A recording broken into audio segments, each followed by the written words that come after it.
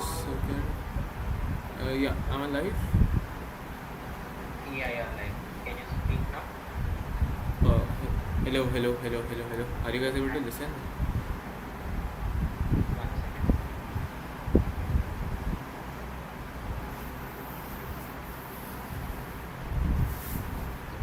Yeah, okay, so there is like a 20-second delay and your volume was fine. So I will just make that it's public and we will start in like 5 minutes. Is that fine? Yeah, you can listen to me. Audio is fine, and the delay is about 20 seconds. Yeah, that will be that. Like it is inherently there by YouTube. It takes time to process. Okay, cool. Cool, light on it. Okay, so what do I need to do now? But, I mean, if you want tag everyone in the group and your link, we'll also do that simultaneously. So it's fine. I guess you can just wait and try to interact with people who are coming.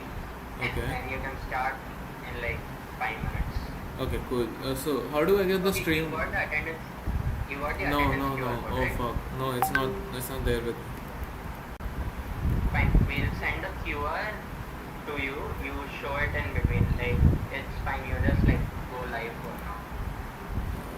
Wait, I'll just put the QR slide in my thing now. Fine. Okay. You prepare the slide. We'll send the QR code.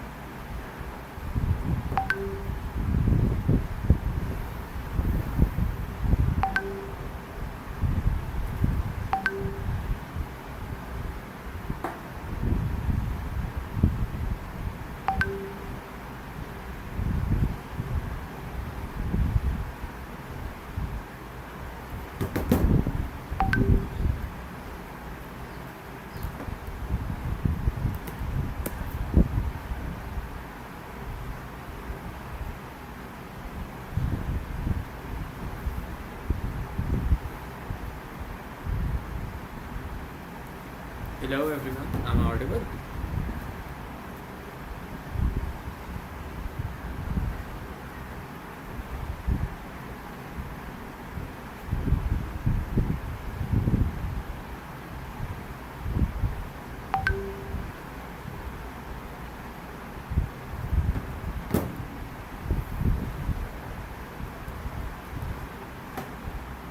Hi, hello, hello, hello.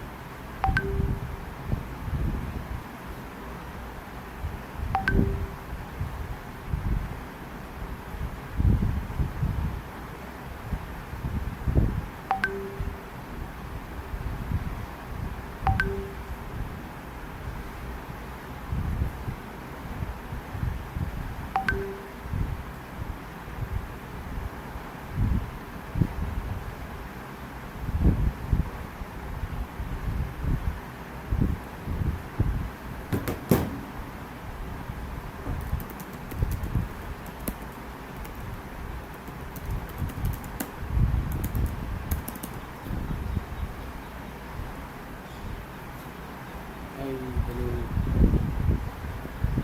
So, you won't be needing any software today, but you will be needing a thing after the session. I'm giving you a post session task, so you'll be needing it after that. In today's thing, I'll only like explain you all the theory part. Oh, is it? Oh, maybe because the point is कि uh, maybe. So I don't know about the software class, but yeah, we'll be starting by 5:15. Is my voice clear?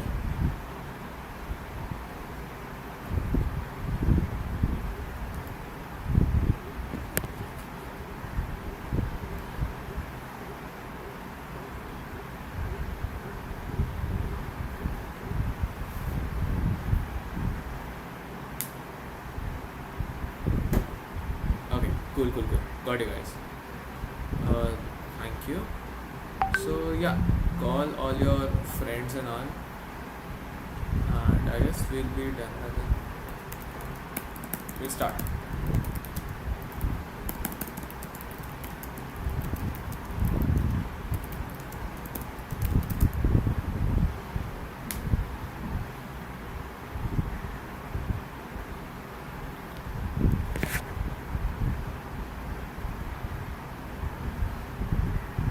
I guess for today. I mean, if you guys, I'll advise you to attend this session. Anyways, we'll have this session on the YouTube.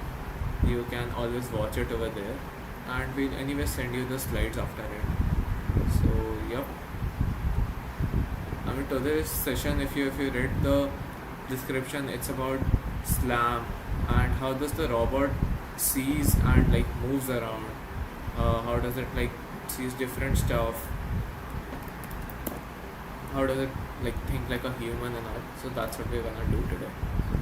So are you guys excited?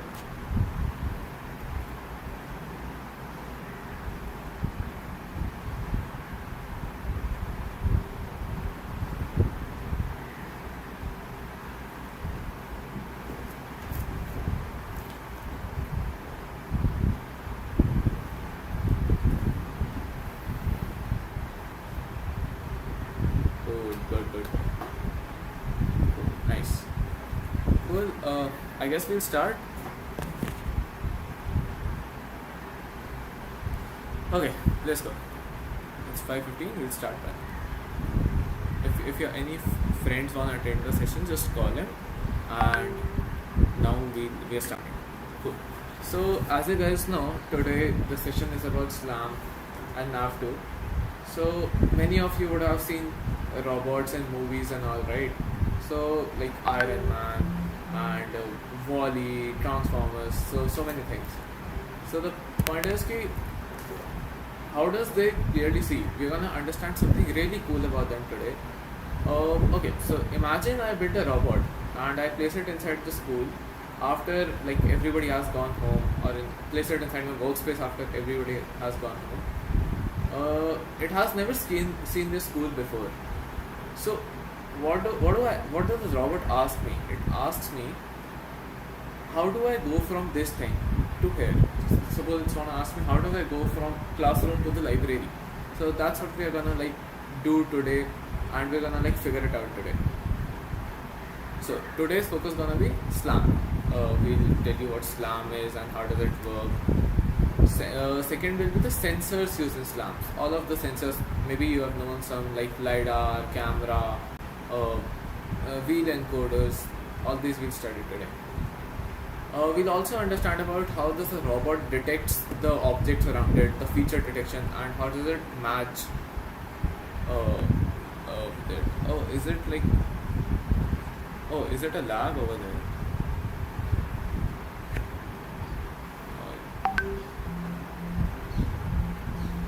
Okay, cool. I'll turn off the camera.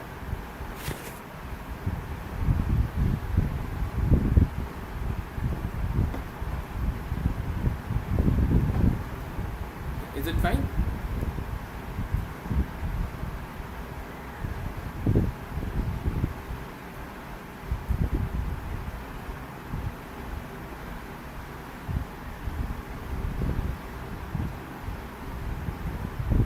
Oh, is it still lagging or is it fine?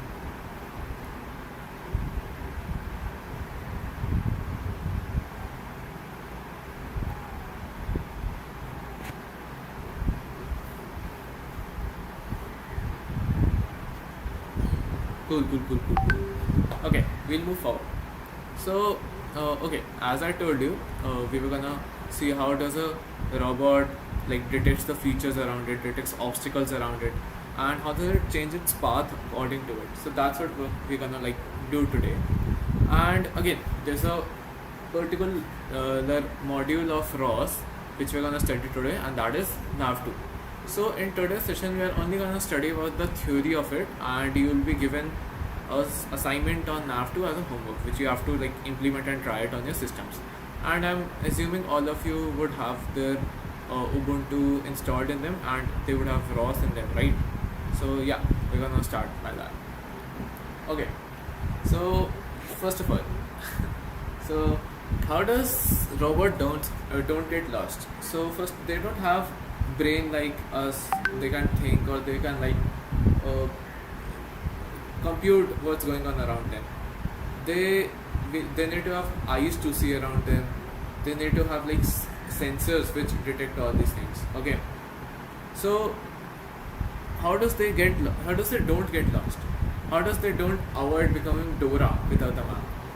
So the main part is that it uses SLAM. We'll see what's the problem in using wheel encoders. If you know that thing, that's really cool, but we're gonna study it over here. So we're gonna see what's the problem using single sensors, or like single sensors, or how do we fuse them all to use SLAM and all. Okay. So imagine this thing. Okay. Suppose I blindfold you and spin you around 5 times. Can you walk back exactly to where you started? Definitely no.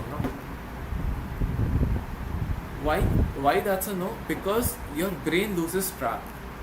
Your brain doesn't remember where you started, and it doesn't remember where you are going or where you currently are right now. So for that, it like loses track.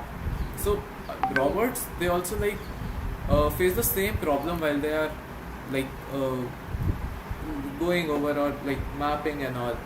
So it's like robot after driving for 5 minutes only using odometry. We'll study what odometry is. I'll give you a quick recap of that. But yeah, they don't actually remember where they started.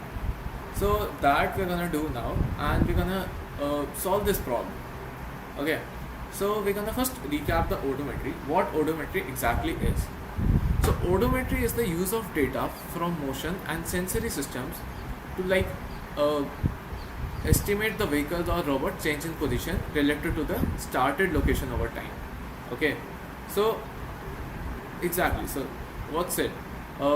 It's like robot seeing through different sensors to estimate where I am wrong. Okay, so the sensors act like eyes to a robot. Let's say your robot started from a coordinate 0, 0. It went forward, and let's say using wheel encoders, it saw that it moved like 5 meters forward. So that's odometry basically. Using the sensors, you get to know your position relative to the starting location over the time. So yeah, as I've written it over here, odometry determines a position, a system's current position, by continuously tracking and many more things. Here are two sensors which we are gonna like just give a quick recap. We have wheel encoders.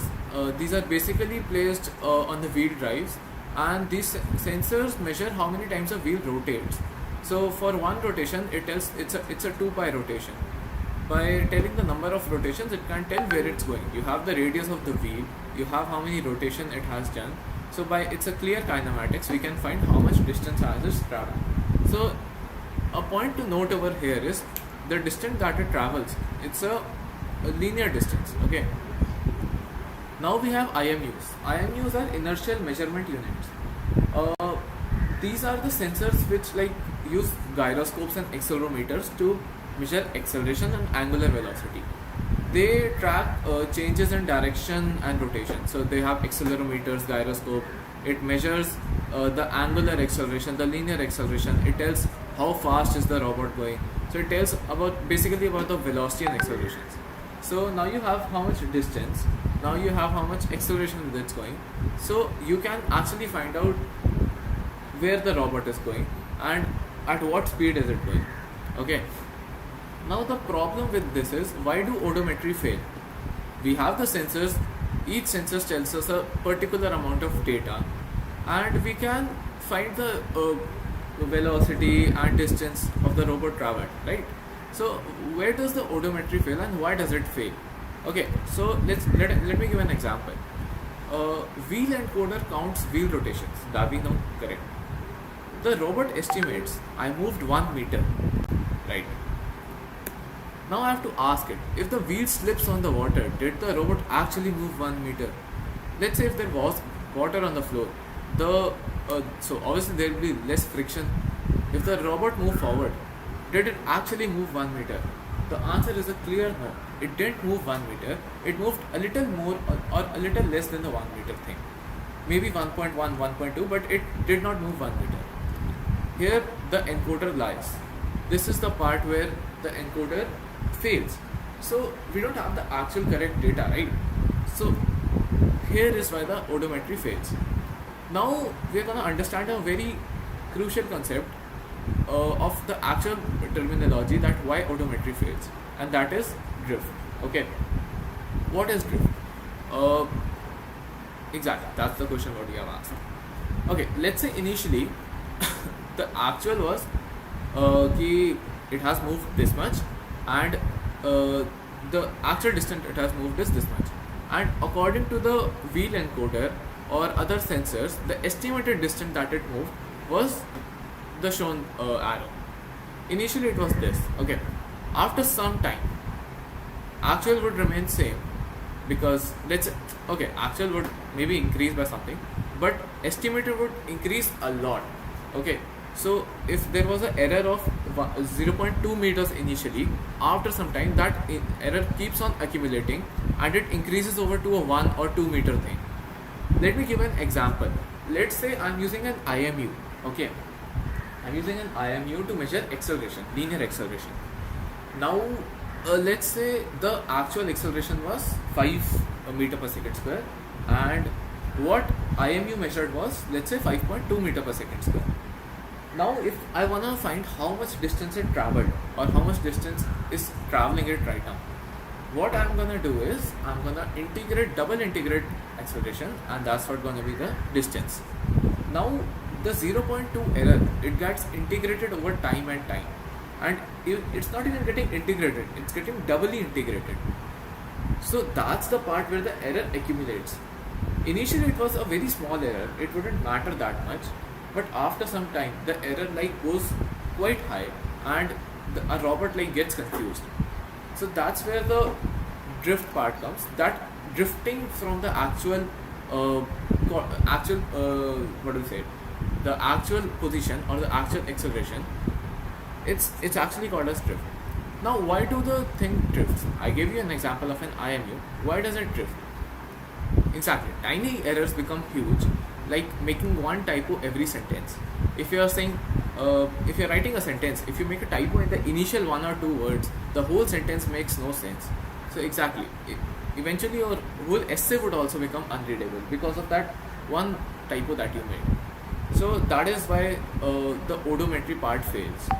Now, when the odometry fails, what does come in? The SLAM part comes in. What is SLAM? SLAM is basically simultaneous localization and mapping.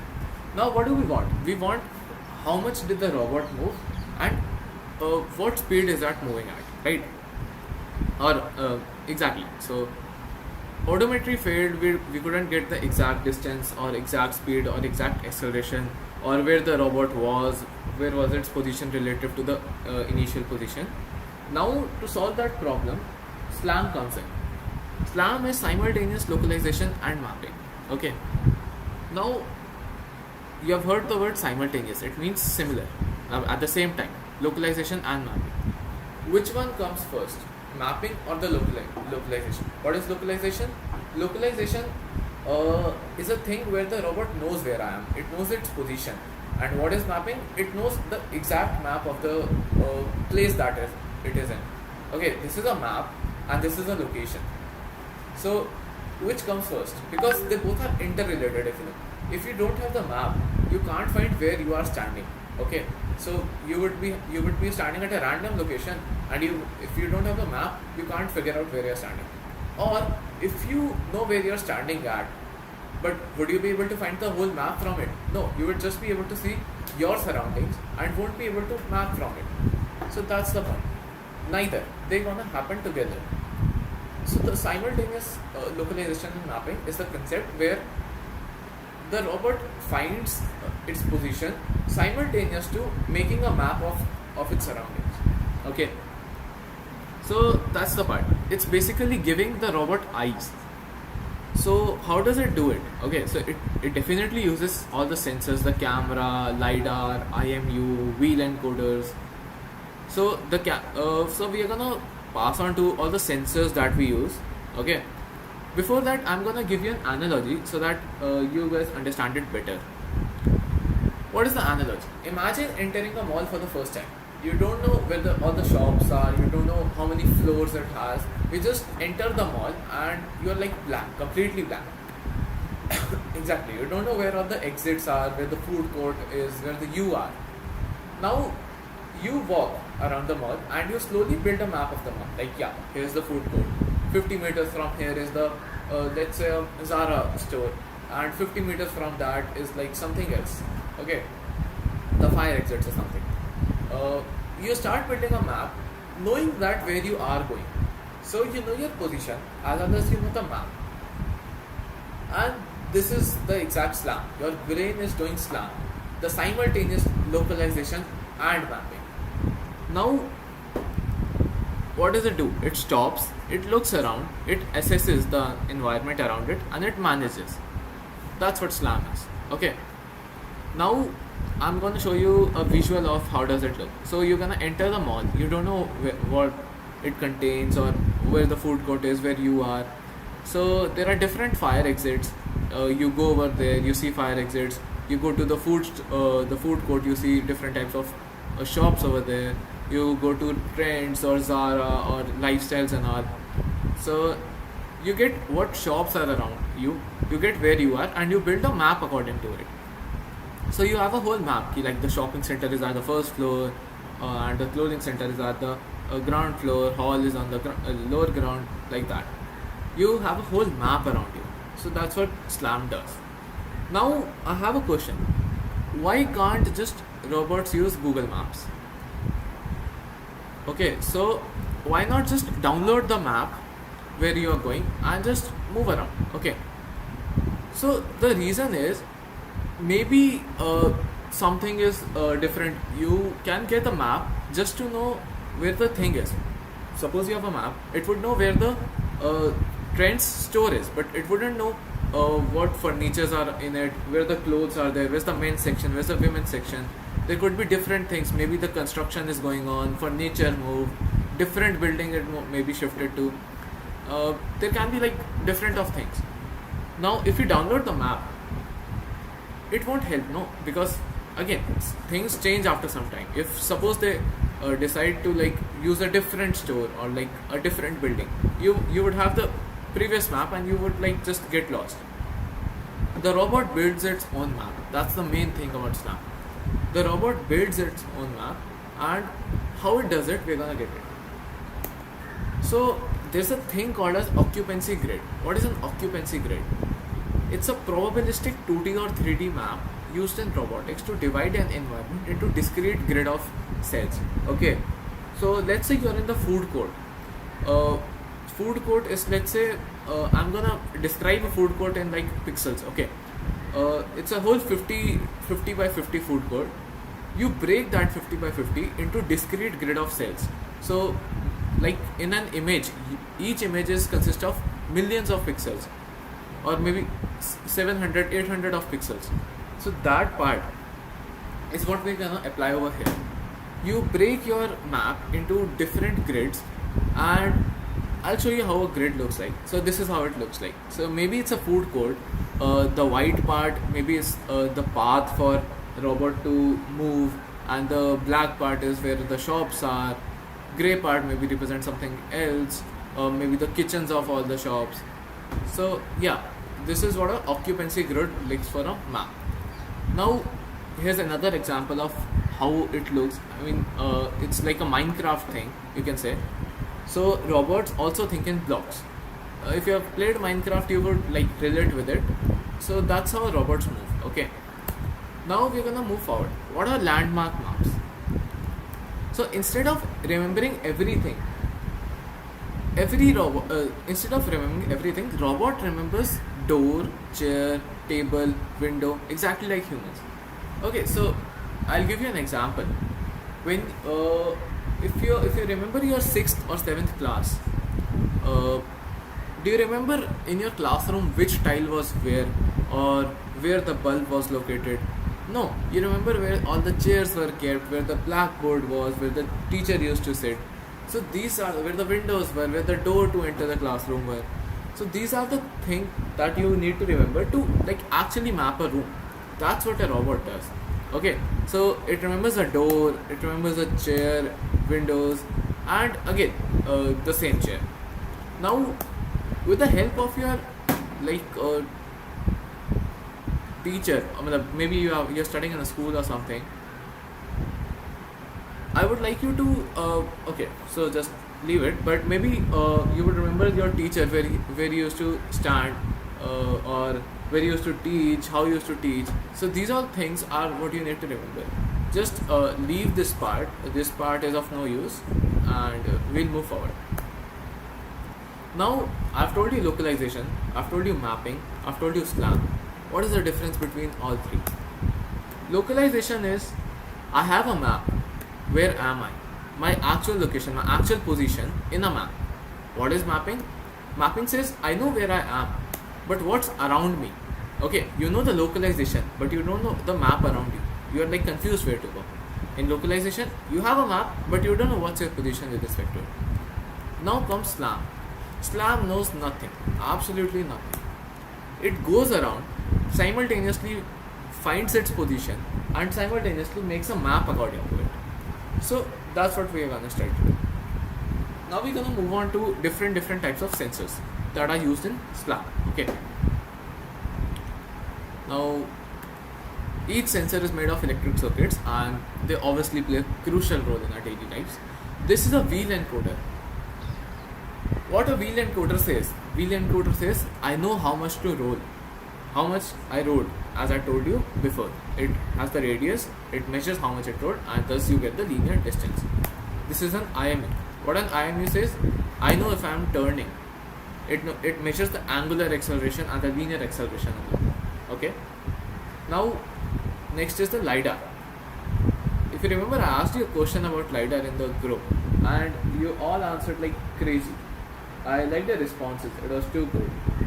Now, what does the LiDAR say? I shoot lasers.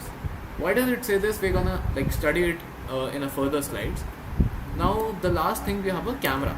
Camera, you everybody know camera, right? You can like see different things, you can capture pictures, movements using camera. So it says I have eyes with me. So as you can like relate it with Avengers, if you have seen, IM used like the Thor, it's like a god, it knows everything. Camera sees everything. Wheel encoder knows how much it rotates. LiDAR is like Iron Man shooting lasers and all. So now we're gonna study what is LiDAR. Okay, so what is actually LiDAR? How does it work? So what it does is it emits a bunch of lasers. The lasers uh, touch the object or like strike the object and they bounce back, and the LiDAR captures it back. So let's say if you wanna capture suppose a brick kept like 50 meters from you, what you'll do is what LiDAR will do is it'll send lasers towards that brick, it'll strike the brick and the lasers will come back and again strike the radar. Now you know how much time it took. The LiDAR is constantly measuring how much time it took for the lasers to go and come back. You know what's the speed of the lasers, what speed the LiDAR it is shooting it at. Now you can easily find the distance between it. How? You have the speed, you have the time, distance equals speed into time. Clear formula. Now what you're gonna, the distance that you're gonna get is 2 times the actual distance between you and the brick. So what did you get? Basically using LiDAR you got the distance between you and objects. So that's how LiDAR works.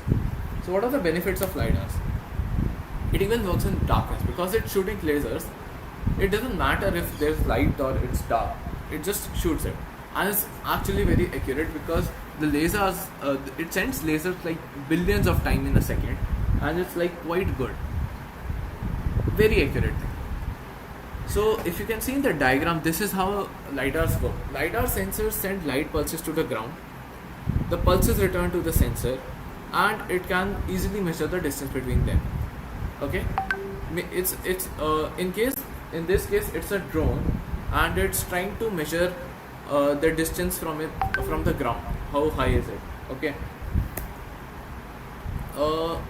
okay, so now this is an attendance link. You guys can scan it, get your attendance, and we're gonna take a like 2-3 minute break over here, and I'm gonna like ask you guys. Oh, buffering, is it fine or is it still buffering?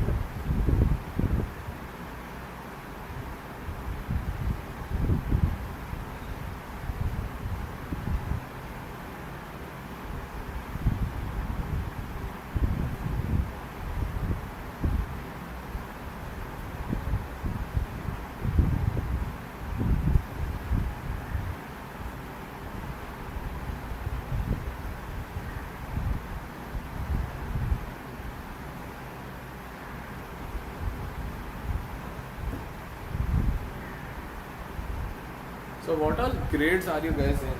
If you wanna answer in chat, you can.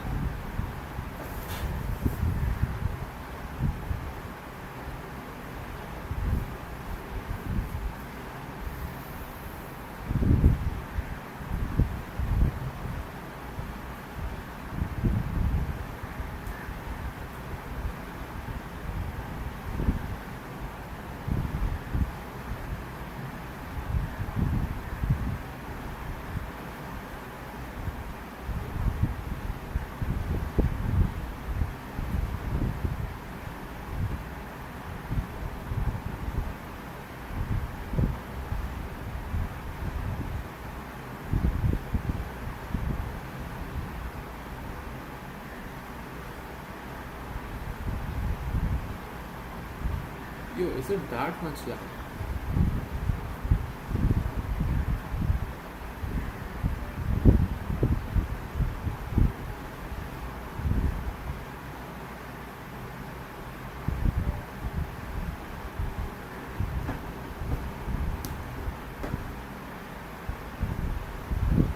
Oh yeah, after this session I'll be giving you an assignment to implement Nav2 in your ROS. So that is a thing that you can like get doing, and you learn a lot from it because Nav2 is basically how robots move. So you get to learn a lot from it, and I'm assuming you guys know how to like use ROS2 and all. There was a session. I hope you guys attended it. After this session, maybe you will be getting a gazebo assignment as well, and you will be able to like build a whole robot system by yourself. It's like a thing you can do it by yourself. You'll learn a lot. Cool. I'm hoping you guys have like done attendance and all. So cool. We'll move forward. Okay, so like this is a LiDAR, Iron Man shooting lasers every 0.1 seconds. That's how LiDAR works. Okay, cool. Now we'll move on to the another sensor, which is camera. You all know what a camera is, right? But how does a camera work? We know camera sees the whole image that you have in front of you, but does it actually only sees images? No. It sees edges, corners, patterns, all the important details that are in that image. Like I'll show you an example. So like you see a board, this is a picture of classroom. You'll see the edge of the board, you'll see the edge of the table, chair, corners, everything the camera sees. Okay, so this is how a camera works. I'm pretty sure you would know how a camera works. Now what are sensors like we have done? One is the camera, one is the LiDAR. We have like learned about a wheel encoder. We have learned about an IMU. How does an IMU work? If you want to like get more inside that, if you're gonna get more deep in, you can definitely go. That's on your part. Now we're gonna move forward. Okay. Now, okay, so now we're gonna move to feature detection. I'm gonna ask you a question. Which is easier to remember? A blank wall or a colorful poster?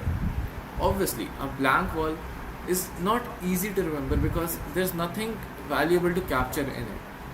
Whereas a colorful poster has a lot to capture in it. You can see it's like a bird over there, different type of plants, flowers, and there's I guess it's sun going over there.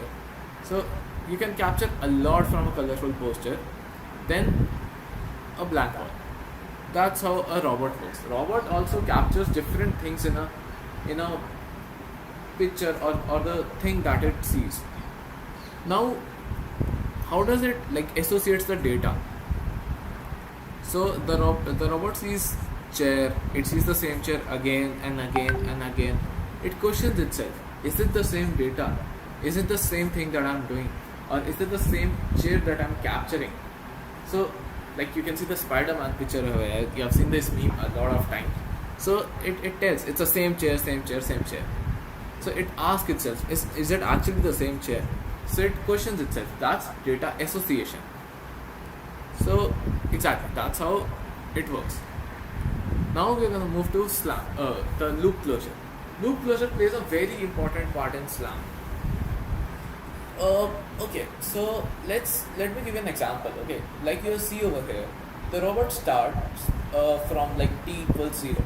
It moves and moves and moves. It maps the whole room, and it comes back to the initial position. How does it know that it is the initial position? It has initially captured the position from t equals 0 point. It will compare itself to the t equals 0 point. If the picture is same, then the loop has closed, the robot has reached to its initial position. But what if the initial position differs from the final position? It'll know that I had made some error, I had maybe drifted a little bit. So that's where I went wrong. So loop closure plays a very important part in like navigating the robot. Without loop closure, start point and end point are not same, obviously. With loop closure, start point and end point are same, and the robot even recognizes that I have been here before. It fixes all the previous errors, all the drifts that it made to make itself come to the initial part that it was. Okay, so when the robot comes to the final place, it says, oh, I've seen this place. It's the initial position that I started at. So exactly, that's the loop closure part over here. Now, congratulations guys, you have like completed SLAM. Now I'm gonna give you an exact complete pipeline of how does it work. So we're just gonna revise a little bit. I'm gonna give you a summary of how it works. So a robot goes into an unknown environment. It has sensors attached to it, the IMU, the camera, LiDAR, and all. All those sensors give it information. It estimates its motion with respect to the information that is given by the sensors. It moves around, find different features, like we saw features in that uh, image, the colorful poster. There was a there was a bird, there was a sun, the flowers. It finds features around itself. It matches features, and it updates the map. Updating the map, over here it should have been update the location. After updating the map, it updates its location, and now it has its location, its position where it's standing. It has built. It has grade 1, 2, 3, 4, 5, 6, 7, 8. It has a school infirmary, the teacher's office. Different grades teachers have different office. It's a dean office, fire exits, everything. But there's a question: can the robot move on its own? What if it has the maps? What if it has the position where it's standing? But can it move on its own? No, not yet. It needs external drivers to move it, and that's what Nav2 does. What is Nav2? Like we know the map that we made, it's like having Google Maps installed on your phone. We also know in the Google Maps it tells us where the location is, where we are standing with respect to our final destination. But does Google Maps ensure that we are moving? Definitely not. Google Maps doesn't magically drive your car. You have to like choose a route. If I want to go through a toll-free route or a toll route, or if I'm taking a lesser time through this route, you have to choose it. You have to steer, you have to avoid people, press an accelerator when required, press a brake when required, clutch, everything. You have to see mirrors around you, you have to avoid crashing into people, you have to stop at obstacles. If there's a toll ahead, you have to stop before toll. Every single detail, what you do while driving or while going somewhere. A robot also has to do all of that. And that's exactly what Nav2 does. So Nav2 works in different steps. Okay. So as you can see, it just step one is just robot starts. Okay, like your car engine starts. It just simply loads the map. Your Google map opens, you put your location into it, and it just simply loads it. How does the robot work? It has a saved map. The robot starts and it just loads the map. It's just started. What is the step 2? The robot finds its step. We have studied about it. It's known as localization. Okay, so I have a question. What if I suddenly teleport into IIT Madras, and what's the first thing that you'll do? Definitely, you'll roam the campus around you. You'll go to different canteens. You go to classrooms. You'll see different wildlife around you. There are deers over here, monkeys over here. You'll see everything. Exactly. So that's what the robot does. The LiDAR scans, like your eyes scan the environment around you. The camera also sees. That's how you see the things. And using all these things, it compares the today's view with the map that it loaded previously. There was a saved map that yesterday it saved. Now it compares the today's view with that map. And it checks, is it the same thing? Is it the same view? And if it's the same view, it knows where it's standing. Okay, so it has the map. It compares the view with the yesterday's map, and it knows where it's standing. Step 3, the user gives the goal. Now you obviously enter the destination where where the map is, and where do you want to go, where your destination is. Like if you enter IIT Madras to the main gate, and if you want to go to the campus cafe, you're gonna like put a route inside your maps that I want to go to campus cafe, and it will show you a whole thing.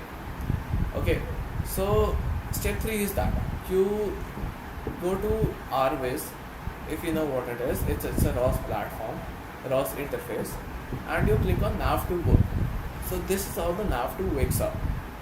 So how do you actually give the goal in the ROS? I'm just gonna give you a brief overview of this. I want you guys to uh, go and research over these things. You look at the toolbar in the top horizontal menu. There's a RWiz2 window. You find the button nav to go, or you can just press G on your keyboard. That's a shortcut. You set the position, okay, like where do you want to go, where do you want it to go, and you drag an arrow towards it and release it. So now you have given the destination where you want to go. The robot also knows that you want it to go over there. Now we'll move on to step 4. Step 4 is the planner. What is the planner? Planner is basically finding the routes around you. Planner asks, how can I reach there? Is there some route? Is there construction going on somewhere?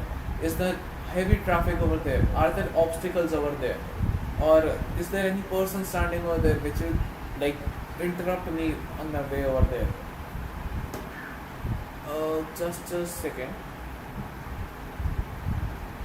Okay, so the minimum requirement for a robot to use SLAM and nav2 smoothly. Okay, so it's totally a software part. You can, it obviously requires hardware as well, but you can build it over there. You can actually build the software in your current ROS thing. It's not that much. It's not that much of a big thing. So yeah, you can build the software part.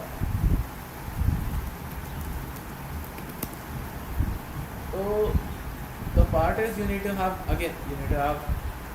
Linux, you need to have odometry, all the sensors and all. You need to have a LiDAR, and yes, using these things you can actually build it. The sensor part is not recent content sensor. Wait, what sensors part?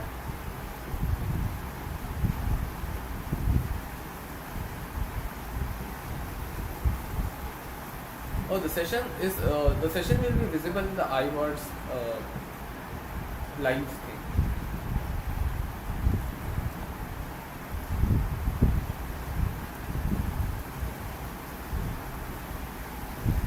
Any more doubts you guys have?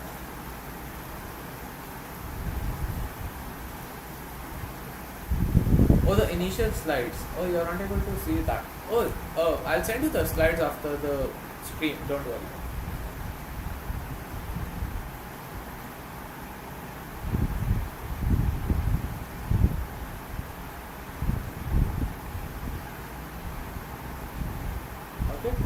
Cool. Okay, cool. We'll move forward. Now, what does the planner do exactly? Oh yeah, that is. Oh, that's fine. You'll see it after the PPT. You can see. Now the planner asks, how can I reach there? Is there an actual way of going there? There are different routes of going there. I wanna choose the exact shortest route without any much obstacles in my route. So it is actually like the Google Maps.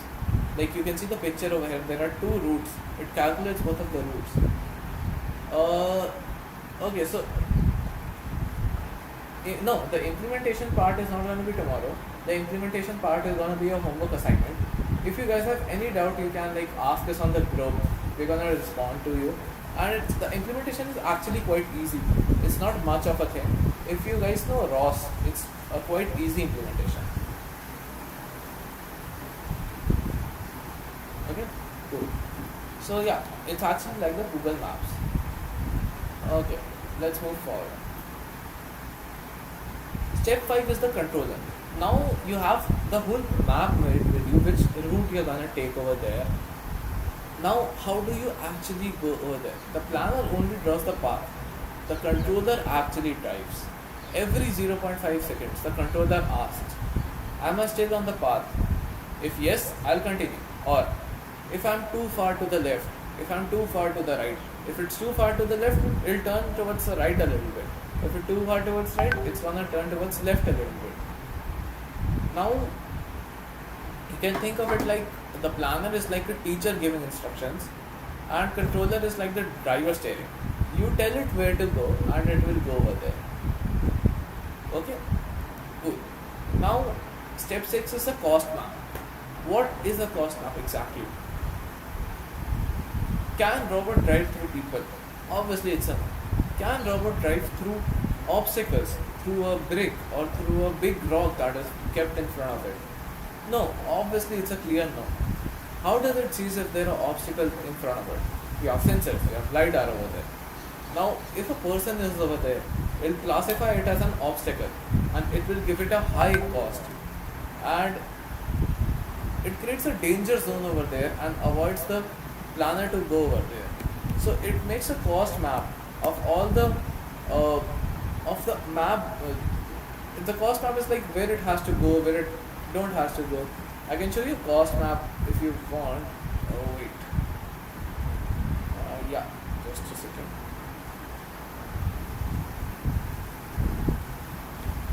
Yeah, yeah. Can you like see it over here? Wait, I'll duplicate the slide and put it over here.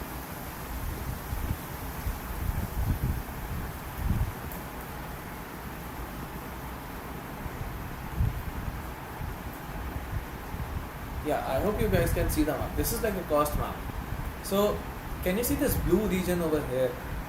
The robot knows that there is some obstacle around it. If there are walls over here, or there are trees over here, buildings over there, maybe some animal, obstacle, something is kept over there. So this is like cost map that it makes.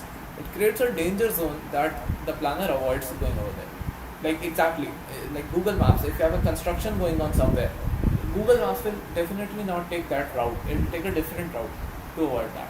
So that's how cost maps work. So step 7 is the obstacle appearance. What if your planner has like made the map and there's a obstacle in that map? The robot is moving and somebody leaves a chair in the map that planner had made, in the route that planner had made. Due to the chair, the old path is blocked. The planner has to make a new path. The planner immediately computes another path and it tells the robot that no, you don't have to go that way. There is an obstacle blocking you over there. You take a different path. Like it's an actual human thing. If you see a big rock over there, you'll go beside it or you'll go around it. You'll definitely go crash into it, right? So that's how a robot does. Now we're gonna move on to the step 8 part, which is the recovery part. Let's say the robot is stuck or it cannot move. Okay, what's it gonna do? It's gonna tell itself, okay, let's reverse, turn and try again. This is the recovery behavior. Suppose it's stuck between two walls, it has nowhere to go. What will it say? It will say, okay, if I have nowhere to go forward, I'll take a reverse or I'll take a path which is like free where I can go. So that's how recovery is. It's actually like a Windows thing where it's like restarts and tells, yeah, I'm gonna move again. Now comes the main part, which is the CMD well. What is CMD well? It's the command velocity. Wait, what happened? Is it loading again and again?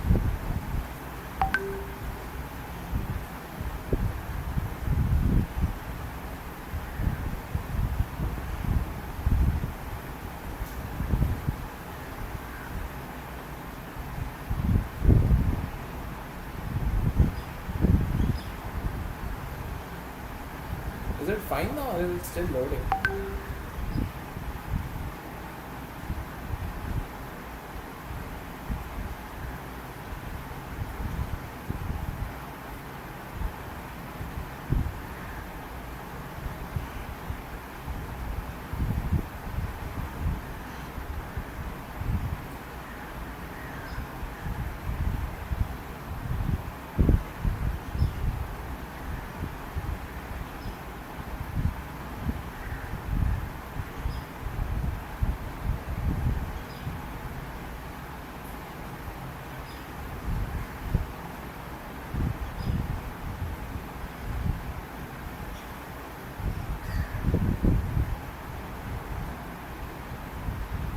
out.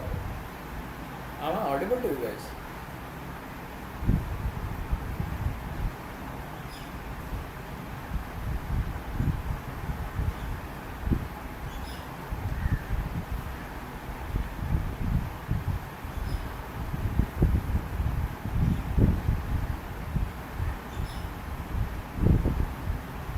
Okay. Watching with 1 minute 50 pesos. Okay, maybe it's some network issue. But anyways, you have the video and you are anyways watching it. So okay, we'll move forward. So yeah, what is exactly the command velocity? Now, once you have the path, once you have the obstacles removal feature in it, what do you have to do? You just have to go. How do you go? You move forward with a particular velocity. So everything becomes now a matter of linear velocity and angular velocity. Linear velocity tells you to go forward, angular velocity tells you to turn. So, for example, you move forward with a velocity of 0.5 meter per second square and you turn with a 0.2 radian per second. So that's how you can move forward after this turn if you want to. So that's how you command the robot to move. How does the robot move? The motor driver receives the command velocity and the robot moves. The motor driver receives it, it drives the motor which are connected to the wheels, and the wheels turn and move forward with respect to it. Okay. Cool. So how does a Nav2 package actually look like? It's you can see it's like a robot workspace. In it it's a source, if you know how the ROS structure is. So you have 4 different folders in it. One of them is source, and in it you have different things like robot description, like what all sensors does it has, robot bring up, navigation, localization, SLAM, interfaces, all these different things. When you're gonna implement the Nav2 package, you're gonna see them all. You actually gonna see them all. Okay, cool. Now, okay, so that was it, guys. You have the attendance link as well if you wanna do it. The attendance is gonna scan it. Now the post session task. There are some post session tasks that I would like you to do. One of them is find where the SLAM is used in real life. I have given you many examples during my session, and in that maybe you can take inspiration from it or take them as examples and do it. Second, I want you to implement Nav2 in your ROS environment. You will learn a lot from it. You know how the theory, how it works. If you wanna go through a summary, you can go through that as well. Okay, let me give you a Nav2 summary. What does it do? Initially, the robot starts. It loads the saved map that it had. Step 2, it does the localization part. It finds its position in that map that it had saved. Third part, the user gives the goal where it locates itself, the destination, it loads the destination where it has to go. Fourth part, the planner part. The planner plans the route which it has to take. Fifth part, the controller part. You have the route. You tell the controller that it has to move. If it's on the right path, if it's not on the right path, where does it have to go, turn left, right, move forward, everything. That's the controller part. Then is the cost map part. What is the cost map? It's basically a penalty system for where you don't have to go. If there's a human standing over there, you have to go around it. So that's the cost map part. Then is the obstacle appears. If an obstacle appears, the planner recomputes the whole path and tells you where to go. Step 8 is the recovery part. If the robot is stuck, it reverses and turns. And last is the velocity part. Now you have the route, you have the map, you have all the obstacles in between. All you have to do is move. So that movement you do using velocity. So yep, that's how Nav2 is implemented. It's basically moving the robot from one place to another, and that's done using Nav2, navigation. So if you guys have any doubts, you can ask me. Okay, so Nav2 in action was one thing that I also